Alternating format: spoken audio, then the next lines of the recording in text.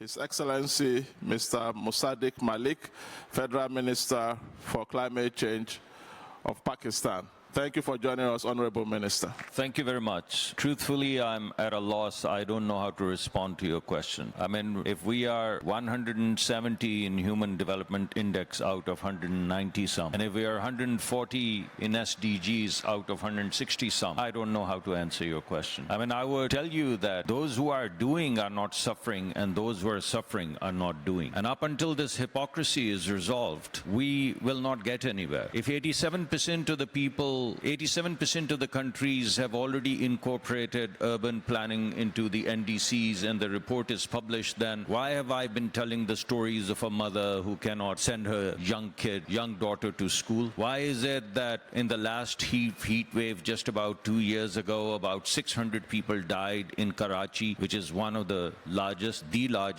city in Pakistan? Why did they die? Because of the heat capsule. If all of what we are talking about and of all of what we are saying on these stages is true, then why are the lives of the people in your country, in my country, in Bangladesh, and all of the other D8 countries, why are their lives not changing? Somehow or the other, I see a very big gap between reports, conversations, and the reality that I see on an everyday basis. And truthfully, I cannot reconcile it. I mean, we have all put together NDCs, and they're all in place, and they all have urban chapters. But just between over the past so many years, the funding for the developed economies has moved from $350 billion green financing to close to $600 billion, $340 or $350 billion to $600 billion.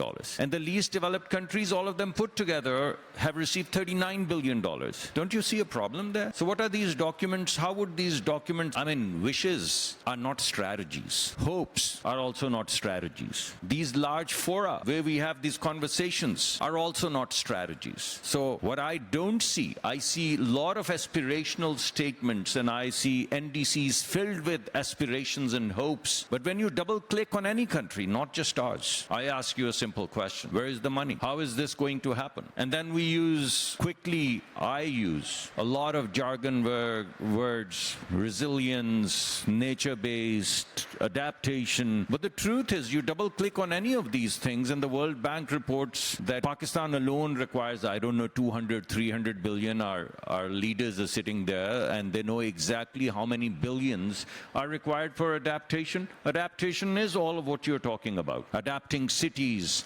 adapting away from heat capsules, from death holes, from poverty, from a mother not able to send her child to school because the school is 4 kilometers or 4 miles away and there's no infrastructure. So she has to trade safety for education. But all of those billions that have been assessed by the World Bank, where are they? Where are those billions? I mean, sometimes I feel we don't know how many zeros are there to 1 billion. And then our report tells us 300 billion required or 287, and we squabble over whether it's 287 or 311, for God's sake. Do we know how many zeros are there to 1 billion? And where is it going to come from? Multilateral funding is going down. We all know that. When you look at alternative funding, what do you hear?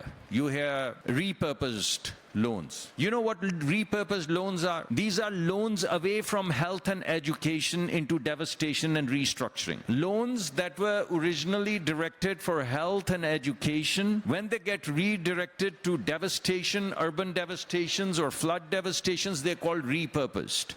Repurposed away from what? From the problem that we're trying to solve. Health and education, and poverty and dignity. So if you're going to repurpose those loans to some kind of infrastructure which is devastated because we didn't root cause it, then there's going to be more lack of education, more lack of health, more mortality, more morbidity, more infant mortality, more maternal mortality, more dropout rates, less kids going to school. It's like an infernal circle. Similarly, the other big trend that I see is green bonds. You know, these are novel instruments. You know what bonds are? Bonds are debt. Do you know what our debt profile is? 50% of our total collection, tax collection, goes into debt servicing. And what the world has to offer is more debt. What number is good? 90% of our total revenues going into debt servicing? Or 70%? 50? We have already crossed 50%. Why do I say this? I'm not saying it's the responsibility of the world. Our children are our responsibility, and by God, we would fulfill that responsibility with the world or without the world, because these are our children.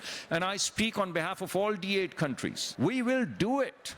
We are committed to doing it. But having said that, we also then, when I hear these ideas, I get a little bit lost. I don't know which of the reality is true, the reality in this room or the reality from where I come. And then I struggle and I toggle and I can't find the answers. So I have a lot of questions. I don't have a lot of answers. I can only tell you we are committed. We are going to do it. But you have to understand that we contribute less than 1% to the carbon dioxide equivalent emissions. Less than 1%. 3 countries, not 33. 3 countries are producing 57% of the world's carbon dioxide. 10 countries are producing over 70% of the world's carbon dioxide. Same 10 countries are taking all of the green global funding. Isn't it bizarre? Don't you find it shocking that those who are polluting are taking green financing and those who are getting affected have no financing? They would still do it. But we are not causing it. We are getting affected by it. And this demarcation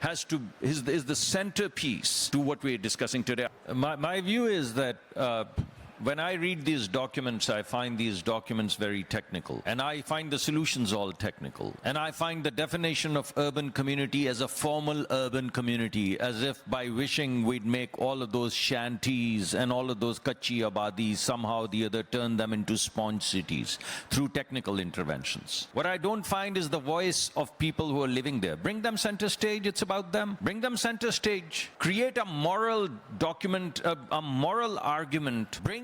Question the justice in it and rights, justice and morality. If you bring that as the centerpiece rather than the technical details of what a sponge city is going to look like, you'll get all the solutions in place. Define dignified life and walk it backwards. And what you want for your own children, just lay it out accordingly. And you'd get all the solutions right. But if you try to come from the supply side, you'd never get it right. And frankly, for doing all of that, whatever is required, if it's not in place, it will not happen. It's just a way. I'm sorry I've taken too much time. I don't know if I've answered your question, but I've answered all of your other questions.